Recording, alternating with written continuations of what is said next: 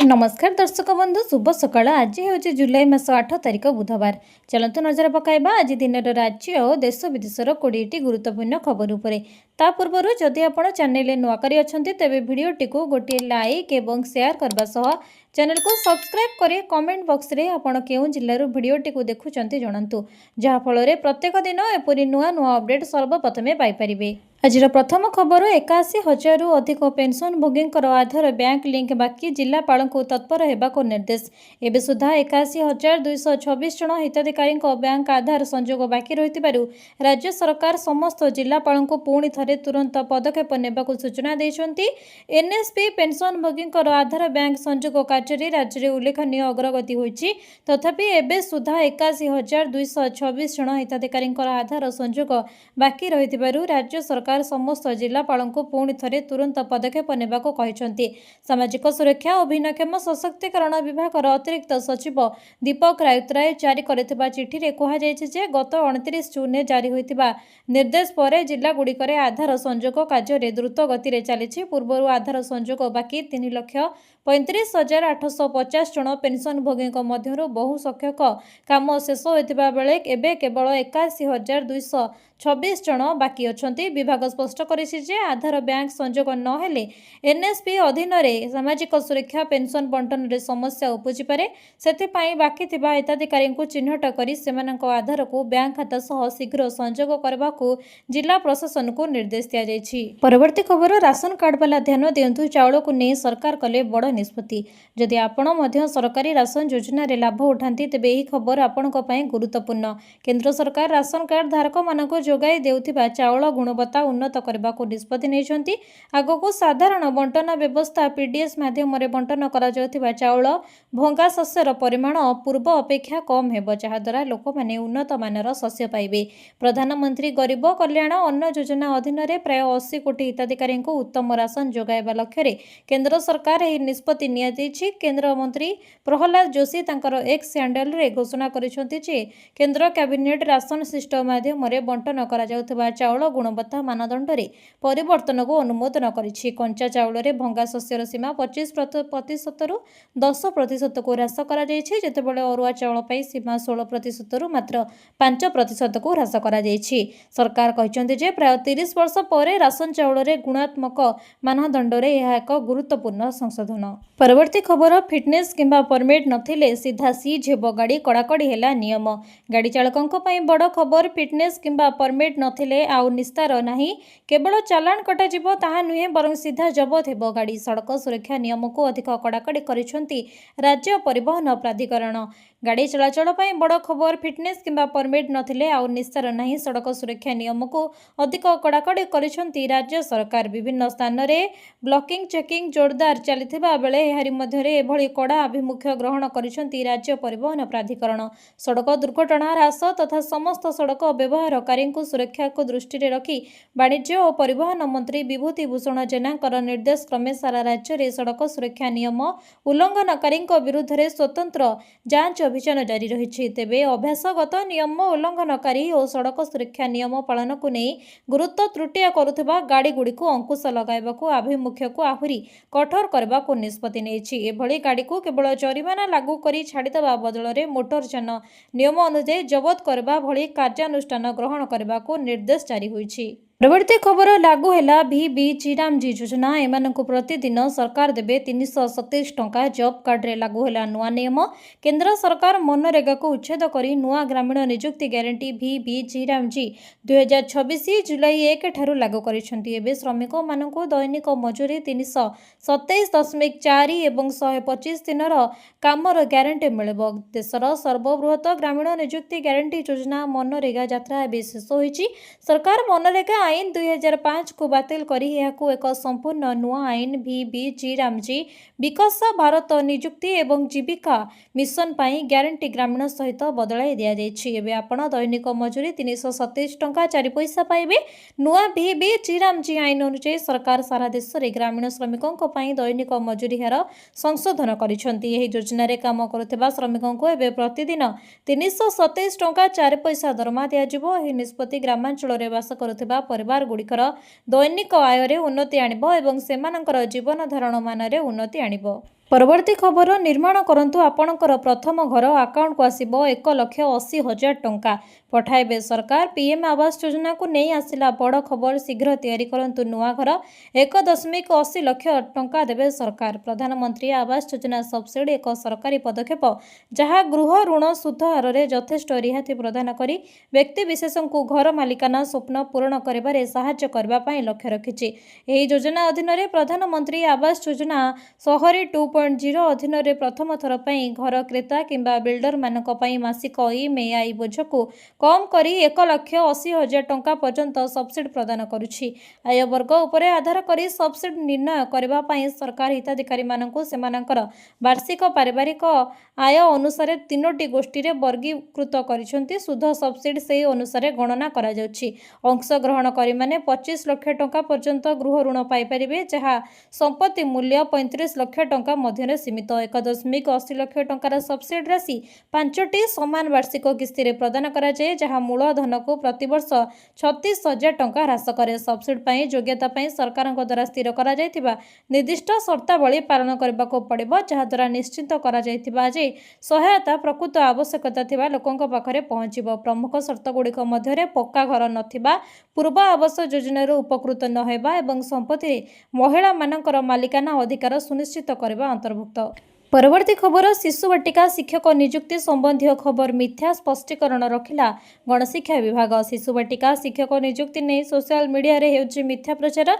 एने स्पष्टीकरण रखिछि विद्यालय और गणशिक्षा विभाग। संप्रति अर्थ विभाग पत्र संख्या 109111F तारीख 24/4/2026 नाम एक जाल और संपूर्ण मनगढ़ा पत्र विभिन्न सोशल मीडिया रे प्रचार करा जायछि जहा साधारण लोकंकर मध्य विभ्रांत सृष्टि करिछि। उक्त जाल पत्र ओएसपा अधीन 7,234 शिशु बाटिका शिक्षक पदवी सृष्टि और नियुक्ति सह प्रति शिक्षकों को मासिक 26,000 प्रदान पाई अर्थ विभाग अनुमोदन करिथिबा बोली मिथ्या दाबी करा जायछि। एही प्रसंग रे स्पष्ट करा जायछि जे उक्त पत्रटी संपूर्ण जाल अटे, मनगढ़ा एवं अनधिकृत अटे। तेबे अर्थ विभाग द्वारा एपरि कोनोसी प्रस्ताव अनुमोदित करा जाय नाही। 7,234 शिशु बाटिका शिक्षक पदवी सृष्टि किंबा नियुक्ति संपर्क रे उक्त पत्र माध्यम रे कोनोसी सरकारी अनुमोदन प्रदान करा जाय नाही। परवर्ती खबर ई श्रम योजना रे मासकु 1,000 टंका एठी आवेदन कले मिलिबो नुआ कार्ड।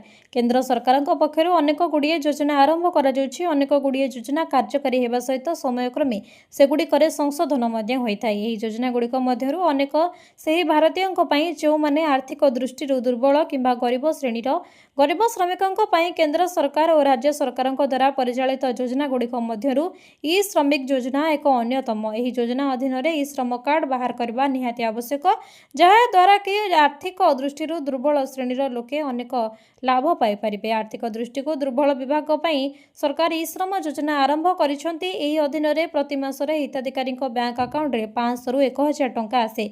ए व्यतीत ई श्रम कार्ड रो मूल लक्ष्य हेउछि लोकंकु रोजगार कराई देबा।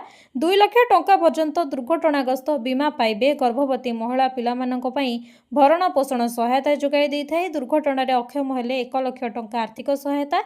भारत रे श्रम योजना प्रत्येक लाभ प्रति मासरे बैंक अकाउंट को 500 रु 1,000 टंका पेंशन आसीथाय। स्वास्थ्य चिकित्सा पई आर्थिक सहायता जोगाई दिया जातबा बेले प्रथम गृह निर्माण रे मध्य सरकारी आर्थिक सहायता जोगाई दिया जाय। परवर्ती खबर आधार संजोग बिना मिलिबनी भत्ता। 3.35 लाख हिताधिकारी आधार रे बैंक संजोग बाकी तुरंत पदक्षेप नेबाकू जिलापालଙ୍କୁ निर्देश। बैंक अकाउंट आधार संजोग नथिले मिलिबनी भत्ता। जातीय सामाजिक सहायता कार्यक्रम रे भत्ता पाउथिबा हिताधिकारी बैंक सह आधार संजोग बाध्यतामूलक होइछि। एने समस्त जिलापाल मानकु आवश्यक पदक्षेप नेबाकू राज्य सामाजिक निरापत्ता और भिन्नक्षम सशक्तिकरण विभाग प्रमुख सचिव सुरेश कुमार वशिष्ठ निर्देश देछंती। श्री वशिष्ठ लिखिथिबा चिठी रे उल्लेख अछि जे राज्य रे 3,35,850 एनएसपी हिताधिकारी होइनी आधार सह बैंक अकाउंट संजोग। तेणु ए दिगरे तुरंत पदक्षेप नेबाकू जिलापालଙ୍କୁ निर्देश दिया जायछि। तेबे किछि पेंशनधारी शଯ୍ୟା सेही होइथिबारु सेमानकर ବ୍ୟାଙ୍କ ଆକାଉଣ୍ଟ ସହ ଆଧାର ସଂଯୋଗ କରିବା ବେଳେ ସମ୍ବେଦନଶୀଳ ହୋଇ ପଦକ୍ଷେପ ନେବାକୁ ପରାମର୍ଶ ଦିଆଯାଇଛି। 2026-27 ଆର୍ଥିକ ବର୍ଷରୁ ଏନ୍ଏସ୍ପି ପେନ୍ସନ୍ ଏନ୍ଏସ୍ପି ସ୍ପର୍ଶ ପ୍ଲାଟଫର୍ମ ମାଧ୍ୟମରେ ଭିତ୍ତିକ ପେମେଣ୍ଟ ବ୍ୟବସ୍ଥାରେ ପ୍ରଦାନ କରାଯିବ। ତେବେ ବର୍ତ୍ତମାନ ଯେଉଁ ଭତ୍ତାଧାରୀଙ୍କର ଆକାଉଣ୍ଟରେ ଭତ୍ତା ପାଉଛନ୍ତି ଆଧାର ସଂଯୋଗ ନହେଲେ ଏନ୍ଏସ୍ଏ ସ୍ପର୍ଶ ପ୍ଲାଟଫର୍ମରେ ପୁରୁଣା ବ୍ୟବସ୍ଥାରେ ଭତ୍ତା ପ୍ରଦାନ ସମ୍ଭବ ହେବ ନାହିଁ ବୋଲି ଶ୍ରୀ ବଶିଷ୍ଠ ସ୍ପଷ୍ଟ କରିଛନ୍ତି। ପରବର୍ତ୍ତୀ ଖବର, ଜମି କିଣା ବିକା ହେବ ପୁରା କ୍ୟାସଲେସ୍, ଅନଲାଇନରେ ହେବ ସବୁ ନେଣଦେଣ, ଦଲାଲ ମୁକ୍ତ ହେବ ଜମି ପଞ୍ଜୀକରଣ କାର୍ଯ୍ୟାଳୟ। ଏଣିକି ଜମି କିଣା ବିକାରେ ହେବ ନାହିଁ କ୍ୟାସ୍ର ବ୍ୟବହାର।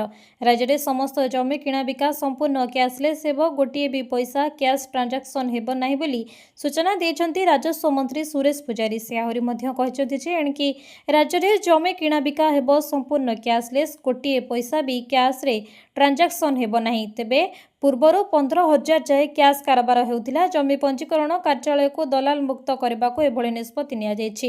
ଯଦିଓ କେହି ନିୟମକୁ ଉଲ୍ଲଂଘନ କରୁଥିବାର ନଜର ଆସନ୍ତି ତେବେ ସେମାନଙ୍କ ବିରୁଦ୍ଧରେ କଠୋର କାର୍ଯ୍ୟାନୁଷ୍ଠାନ ନିଆଯିବ। ସେହିପରି ଆଉ ବାରମ୍ବାର ରେଜିଷ୍ଟ୍ରେସନ ଅଫିସକୁ ଆସିବାକୁ ପଡ଼ିବ ନାହିଁ। କେବଳ ଜମି ମାଲିକ ଚିହ୍ନଟ ପାଇଁ ଯିବାକୁ ହେବ। ରେଜିଷ୍ଟ୍ରେସନ ପରେ ଦଲିଲ ମଧ୍ୟ ଅନଲାଇନରେ ପାଇବେ। ଏନେଇ ରାଜସ୍ୱ ବିଭାଗ ପକ୍ଷରୁ ଖୁବ୍ ଶୀଘ୍ର ଏସ୍ଓପି ଜାରି ରହିବ। ଏହାସହ ରାଜସ୍ୱ ଅଧିକାରୀଙ୍କୁ ସ୍ୱତନ୍ତ୍ର ଟ୍ରେନିଂ ମଧ୍ୟ ଦିଆଯିବ। ପରବର୍ତ୍ତୀ ଖବର, ସୁଭଦ୍ରା ଯୋଜନାକୁ ନେଇ ଆସିଲା ବହୁତ ବଡ଼ ଖୁସି ଖବର। ସୁଭଦ୍ରାର ପଞ୍ଚମ କିସ୍ତି ପୂର୍ବରୁ ଏହି କାମ ସାରି ଦିଅନ୍ତୁ, ନହେଲେ ପରବର୍ତ୍ତୀ କିସ୍ତି ଟଙ୍କା 5,000ରୁ ବଞ୍ଚିତ ହେବେ। କାରଣ ବହୁତ ସୁଭଦ୍ରା ହିତାଧିକାରୀମାନଙ୍କର କାହାର ଅଣ୍ଡର ପ୍ରୋସେସ୍ ଅଛି ତ କାହାର ଫିଲ୍ଡ ଭେରିଫିକେସନ୍ ବାକି ଅଛି, ତ ଆଉ କାହାର ରାସନ କାର୍ଡ ସମସ୍ୟା ପାଇଁ ବଞ୍ଚିତ ରହିପାରନ୍ତି, ତ ଆଉ କେଉଁମାନେ 10 ଏକର ଜମି 4 ଚକିଆ ଯାନ ପାଇଁ ମିଳିବନି। ଏହିସବୁ ଭିତରେ ସିଏସ୍ସି ସେଣ୍ଟର ସହ ଯୋଗାଯୋଗ କରନ୍ତୁ, କାରଣ କେବେ ଆସିବ ଘୋଷଣା କଲେ ଉପମୁଖ୍ୟମନ୍ତ୍ରୀ ପ୍ରଭାତୀ ପରିଡ଼ା। ନୋଟ୍ କରନ୍ତୁ ତାରିଖ। ଯୋଗ୍ୟ ହିତାଧିକାରୀ ପାଇବେ 5,000 ଟଙ୍କା। ସୁଭଦ୍ରାର ଚତୁର୍ଥ କିସ୍ତି ଟଙ୍କା ହିତାଧିକାରୀମାନଙ୍କର ଖାତାକୁ ଆସିସାରିଛି। 4ଟି କିସ୍ତିରେ ମୋଟ 20,000 ଟଙ୍କା ପାଇସାରିଛନ୍ତି 1 କୋଟିରୁ ଅଧିକ ହିତାଧିକାରୀ। ସେହିପରି ଚତୁର୍ଥ କିସ୍ତି ପାଇନଥିବା ଯୋଗ୍ୟ ହିତାଧିକାରୀମାନଙ୍କ ପାଖକୁ ଭେରିଫିକେସନ୍ ପରେ ଗତ ମେ 4 ତାରିଖରେ ଆସିଥିଲା ସୁଭଦ୍ରା ଟଙ୍କା। ଏବେ ପଞ୍ଚମ କିସ୍ତିକୁ ଅପେକ୍ଷା କରିଛନ୍ତି ମହିଳା। ଯେଉଁମାନେ ଯୋଗ୍ୟ ଏବଂ ସରକାରଙ୍କ ଦ୍ୱାରା ନିର୍ଦ୍ଧାରିତ ବୟସ ହୋଇଯାଇଛି ସେମାନେ ଏଥିରେ ଆବେଦନ କରିପାରିବେ। ଅତି ସହଜରେ ବୁଝିବାକୁ ଗଲେ ଆସନ୍ତା ରାକ୍ଷୀ ପୂର୍ଣ୍ଣିମା ଅଗଷ୍ଟ 28 ତାରିଖରେ ପୁଣି ସୁଭଦ୍ରାର ପଞ୍ଚମ କିସ୍ତି 5,000 ଟଙ୍କା ପାଇବେ ସୁଭଦ୍ରା ହିତାଧିକାରୀ। ପରବର୍ତ୍ତୀ ଖବର, ମହିଳାଙ୍କ ପାଇଁ ବଡ଼ ଉପହାର। ରକ୍ଷାବନ୍ଧନରୁ ପ୍ରତି ମାସରେ ମିଳିବ ଟଙ୍କା। ରକ୍ଷାବନ୍ଧନ ଅବସରରେ ଆର୍ଥିକ ଦୃଷ୍ଟିରୁ ପଛୁଆ ମହିଳାମାନଙ୍କୁ ବଡ଼ ଉପହାର ଦେବାକୁ ଯାଉଛନ୍ତି ଦିଲ୍ଲୀ ସରକାର। ମହିଳାମାନଙ୍କୁ ଆର୍ଥିକ ସହାୟତା ପ୍ରଦାନ କରିବା ପାଇଁ ସରକାର ବହୁ ପ୍ରତୀକ୍ଷିତ ମହିଳା ସମୃଦ୍ଧି ଯୋଜନା ଆରମ୍ଭ କରିବାକୁ ପ୍ରସ୍ତୁତ ହେଉଛନ୍ତି। ନୂଆ ସୂତ୍ର ଅନୁଯାୟୀ ଆସନ୍ତା ଅଗଷ୍ଟ 28 ତାରିଖରେ ଏହି ଯୋଜନାର ଆନୁଷ୍ଠାନିକ ଶୁଭାରମ୍ଭ ହୋଇପାରେ। ଏହି ଯୋଜନା ଅଧୀନରେ ଯୋଗ୍ୟ ମହିଳାମାନେ ପ୍ରତି ମାସରେ ସିଧାସଳଖ ସେମାନଙ୍କର ବ୍ୟାଙ୍କ ଆକାଉଣ୍ଟରେ 2,500 ଟଙ୍କା ପାଇବେ। ପ୍ରଧାନମନ୍ତ୍ରୀ ନରେନ୍ଦ୍ର ମୋଦି ଏହି ଯୋଜନାରେ ଶୁଭାରମ୍ଭ କରିବେ। ମୁଖ୍ୟମନ୍ତ୍ରୀ ରେଖା ଗୁପ୍ତାଙ୍କ ନେତୃତ୍ୱରେ ସରକାର ଏହି ଯୋଜନା ପାଇଁ 2026-27 ଆର୍ଥିକ ବର୍ଷ ବଜେଟ୍ 5,110 କୋଟିର ବ୍ୟବସ୍ଥା କରିଛନ୍ତି, ଯାହାଦ୍ୱାରା ଦିଲ୍ଲୀର ପ୍ରାୟ 20ରୁ 22 ଲକ୍ଷ ମହିଳା ଉପକୃତ ହେବେ। ମହିଳା ସମୃଦ୍ଧି ଯୋଜନା କେବଳ ଦିଲ୍ଲୀର ଆର୍ଥିକ ଅନଗ୍ରସର ମହିଳାଙ୍କ ପାଇଁ ଉପଲବ୍ଧ। ଆବେଦନକାରୀଙ୍କର ବୟସ 21ରୁ 60 ବର୍ଷ ମଧ୍ୟରେ ରହିବ। ପରିବାରର ବାର୍ଷିକ ଆୟ 2,50,000ରୁ 3 ଲକ୍ଷ ମଧ୍ୟରେ ହେବା ଆବଶ୍ୟକ। ଆବେଦନକାରୀ ଦିଲ୍ଲୀର ଜଣେ ସ୍ଥାୟୀ ବାସିନ୍ଦା ହୋଇଥିବା ଜରୁରୀ। ରାସନ କାର୍ଡ ଧାରକ ମହିଳାମାନଙ୍କୁ ଏହି ଯୋଜନାରେ ପ୍ରାଥମିକତା ଦିଆଯିବ। ପରବର୍ତ୍ତୀ ଖବର, ଅସ୍ତରଙ୍ଗ ବ୍ଲକରେ ସମ୍ପୂର୍ଣ୍ଣ ଭାବେ ଫେଲ୍ ମାରିଛି ପ୍ରଧାନମନ୍ତ୍ରୀ ଆବାସ ଯୋଜନା। ଗରିବଙ୍କ ପାଇଁ ଆସିଥିବା କେନ୍ଦ୍ର ସରକାରଙ୍କ ପ୍ରଧାନମନ୍ତ୍ରୀ ଆବାସ ଯୋଜନା ପୁରୀ ଜିଲ୍ଲା ଅସ୍ତରଙ୍ଗ ବ୍ଲକରେ ସମ୍ପୂର୍ଣ୍ଣ ଭାବେ ଫେଲ୍ ମାରିଛି ବୋଲି ଚର୍ଚ୍ଚା କେନ୍ଦ୍ରବିନ୍ଦୁ ପାଲଟିଛି। ସର୍ଭେ ନାଁରେ ହୋଇଥିବା ଚୟନ ପ୍ରକ୍ରିୟାରେ ଖୋଲାଖୋଲି ଚଞ୍ଚକତା ଦେଖିବାକୁ ଅଭିଯୋଗ ମିଳିଛି। ଫଳରେ ପ୍ରକୃତ ଯୋଗ୍ୟ ହିତାଧିକାରୀ ଆଜି ବି ଚାଳ ଘରେ ରହୁଥିବା ବେଳେ ଗାଡ଼ି କୋଠା ମାଲିକମାନେ ସରକାରୀ ଟଙ୍କା ଲୁଟୁଛନ୍ତି। ବ୍ଲକ ପ୍ରଶାସନ ସୂତ୍ରରୁ ମିଳିଥିବା ସୂଚନା ଅନୁଯାୟୀ ଅସ୍ତରଙ୍ଗ ବ୍ଲକର 15ଟି ପଞ୍ଚାୟତରୁ ମୋଟ ହିତାଧିକାରୀ ଚୟନ ହୋଇଛନ୍ତି। ପଞ୍ଚାୟତ ଅନୁସାରେ ଅସ୍ତରଙ୍ଗରେ 249, ନୂଆଗଡ଼ରେ 137। ତେବେ ଏହିଭଳି ଭାବେ କେତେକ ଚିହ୍ନଟ ହୋଇଥିବା ମଧ୍ୟରେ ଏଥିମଧ୍ୟରୁ 902 ଜଣଙ୍କୁ କାର୍ଯ୍ୟାଦେଶ ବଣ୍ଟନ ହୋଇସାରିଛି ବୋଲି ଦାୟିତ୍ୱରେ ଥିବା ଅଧିକାରୀ ସୂଚନା ଦେଇଛନ୍ତି। କିନ୍ତୁ ବଣ୍ଟନ ପ୍ରକ୍ରିୟାକୁ ନେଇ ବିଭିନ୍ନ ପଞ୍ଚାୟତରୁ ଅଭିଯୋଗ ଅଧିକ ମାତ୍ରାରେ ଚର୍ଚ୍ଚାର ହେବାର ଲାଗିଛି। ନାମ ଗୋପନ ରଖିବା ସର୍ତ୍ତରେ ଅନେକ ହିତାଧିକାରୀ କହିଛନ୍ତି ଯେ ସରକାରୀ ଗାଇଡଲାଇନକୁ ସମ୍ପୂର୍ଣ୍ଣ ଉଲ୍ଲଂଘନ କରି ଦଳୀୟ ଭିତରେ କିଛି କୁଜି ନେତା ଓ ସରକାରୀ କର୍ମଚାରୀ ମିଳିମିଶି ଅଯୋଗ୍ୟଙ୍କ ନାମରେ ତାଲିକା ସାମିଲ କରିଛନ୍ତି। ଆଶ୍ଚର୍ଯ୍ୟର କଥା ହେଲା, ଯେଉଁମାନଙ୍କ ନାମରେ 4 ଚକିଆ ଗାଡ଼ି ଅଛି, ପକ୍କା କୋଠା ଘର ଅଛି, ଆଜବେଷ୍ଟ ଛାତ ଥିବା ଘର ଅଛି, ସେମାନେ ମଧ୍ୟ ତାଲିକାରେ ରହିଛନ୍ତି। परवर्ती खबर खाता को आसी नहीं कि पीएम किसान 23तम किस्तिर 2000 टंका स्टाटस रे विथ हेल्ड किंबा अंडर रिव्यू देखाउथिले तुरंत ही काम करंतु। जदि आपनकर अकाउंट को मध्य जून 20 रे 23तम किस्ती टंका आसी नहीं स्टाटस रे विथ हेल्ड अंडर रिव्यू भली शब्द लिखा देउची तेबे जानंतु एही शब्दर कोन एवं सहज उपाय कोन। स्टाटस रे विथ हेल्ड अंडर वेरिफिकेशन लिखा होची यार अर्थ कोन। जदि निजर स्टाटस रे देखा जाउची सेठारे विथ हेल्ड अंडर वेरिफिकेशन दिखोची तेबे आ सीधा सड़क अर्थ होची राज्य सरकार किंबा प्रशासनिक अधिकारी मानेक द्वारा आपणकर दस्तावेज किंबा योग्यतार पुनर्बार जांच करा जाउछि। जे पर्यंत एही जांच प्रक्रिया शेष होई नै से पर्यंत सरकार आपणक किस्ती को अस्थायी भाव में अटकाई रखिछन्छि। जांचरे सब किछि ठीक मिलबा परे अटकी रहितिबा टंका परवर्ती समय रे एका संगे आपणक अकाउंट को ट्रांसफर करि दिया जिवो। एथर अनेक चाषी मानक स्टाटस रे एलिजिबिलिटी अंडर रिव्यू देखा देउथिबा मिलछि। यार अर्थ हेउछि योजनार कड़ा नियमावली जेपरिक आयकर दाता देबा एवं परिवारर केही सरकारी चाकरी रे थिबा किंबा भूल भाव में जमीर विवरणी देबा अधीन रे आपणकर योग्यता समीक्षा करा जाउछि। तीनोटी बड़ भूल पई अटकिछि आपणकर 2000 टंका। प्रथम लैंड सीडिंग जदि आपण बैंक अकाउंट रे पीएम किसान प्रोफाइल रे आपणकर चाष जमीर रेकर्ड नो देखाउछि तेबे आपणक किस्ती आदंग आसीबो नाही। द्वितीय ईकेवाईसी सरकार समस्त हिताधिकारी मानक पई ईकेवाईसी बाध्यतामूलक करिसंती एवं आधार कार्ड सहित बैंक अकाउंट लिंक करबा जरूरी। खबर इंडोनेशिया रे बिजू बाबूंकर वीरत्व कहानी बखाणिले मोदी।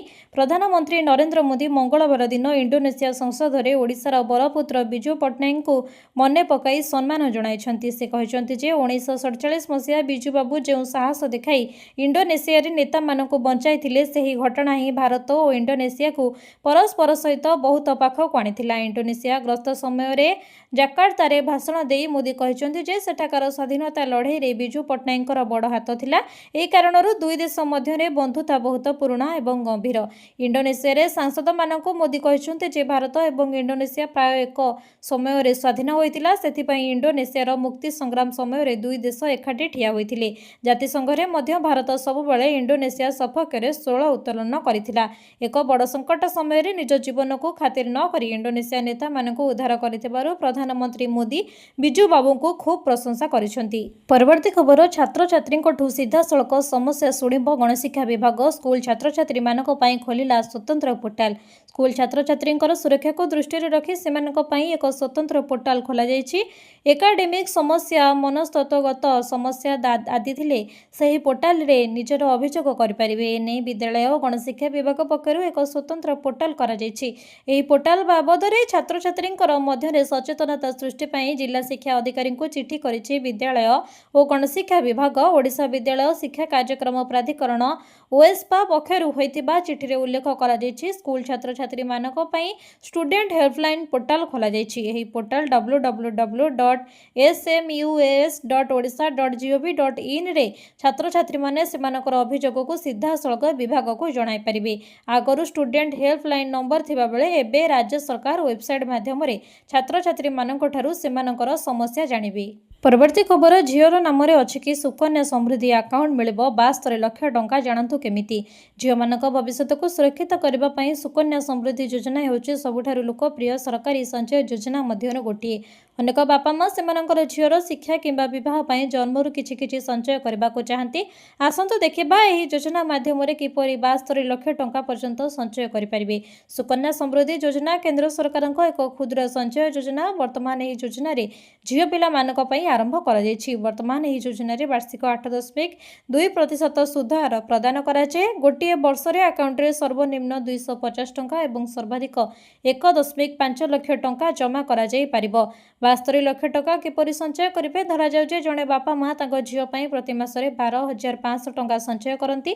तापरे प्रति वर्ष सुकन्या समृद्धि योजना रे सर्वाधिक 1.50 लाख टंका निवेश राशि जमा करि परिबे। तेबे 15 वर्ष परे सेमाने मोट 22.50 लाख टंका जमा कर सारिथिबे।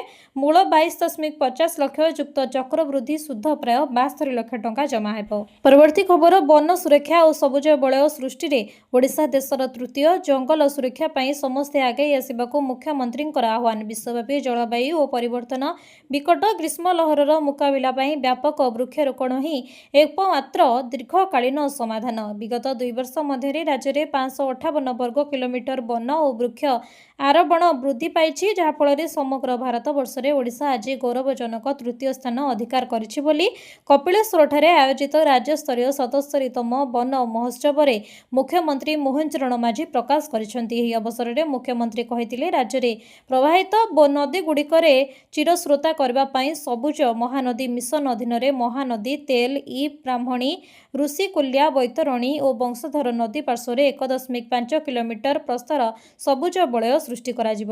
ପରବର୍ତ୍ତୀ ଖବର, E20 ପେଟ୍ରୋଲ କାର୍ଯ୍ୟକାରିତାରେ ପୁନର୍ବିଚାର ଦାବି, ଗ୍ରାହକଙ୍କର ଆକ୍ରୋଶରେ ଶିକାର ହେଉଛନ୍ତି ଡିଲର ସଂଘ। ଇଥାନଲ ମିଶ୍ରିତ E20 ପେଟ୍ରୋଲ ବ୍ୟବହାରକୁ ନେଇ ପେଟ୍ରୋଲିୟମ ଡିଲରମାନଙ୍କ ମଧ୍ୟରେ ଅସନ୍ତୋଷ ବୃଦ୍ଧି ପାଉଛି। ଏହି ପେଟ୍ରୋଲର କାର୍ଯ୍ୟକାରିତାକୁ ନେଇ ପୁନର୍ବିଚାର କରିବାକୁ ସର୍ବଭାରତୀୟ ପେଟ୍ରୋଲିୟମ ଡିଲର ସଂଘ ଦାବି କରିଛି। E20 ପେଟ୍ରୋଲ ଯୋଗୁଁ ଗାଡ଼ିର କାର୍ବୋନେଟ୍ ଏବଂ ଅନ୍ୟାନ୍ୟ ଯାନ୍ତ୍ରିକ ଅଂଶରେ ସମସ୍ୟା ଦେଖାଯାଉଥିବା ଗ୍ରାହକମାନେ ଅଭିଯୋଗ କରୁଛନ୍ତି। ବଜାରରେ ଥିବା ଅଧିକାଂଶ ଗାଡ଼ି ଏହି ଇନ୍ଧନ ବ୍ୟବହାର ପାଇଁ ଡିଜାଇନ୍ ହୋଇନାହିଁ। ତେବେ ତେଲ ଟାଙ୍କିଗୁଡ଼ିକରେ ଇଥାନଲ ମିଶ୍ରଣ କାରଣରୁ ପରିଚାଳନାଗତ ଜଟିଳତା ଦେଖାଦେଉଛି। ଗାଡ଼ିରେ ସମସ୍ୟା ଦେଖାଇଲେ ଗ୍ରାହକମାନେ ପେଟ୍ରୋଲ ପମ୍ପ କର୍ମଚାରୀ ଓ ମାଲିକଙ୍କ ଉପରେ ରାଗିବା ସହ ହଙ୍ଗାମା କରୁଛନ୍ତି। ଡିଲରମାନେ କହିଛନ୍ତି ଯେ ଇନ୍ଧନ ନୀତି ନିର୍ଦ୍ଧାରଣରେ ସେମାନଙ୍କର କୌଣସି ଭୂମିକା ନଥିଲେ ମଧ୍ୟ ସେମାନଙ୍କୁ ତୃଣମୂଳ ସ୍ତରରେ ବହୁ ସମସ୍ୟାର ସାମ୍ନା ହେବାକୁ ପଡ଼ୁଛି।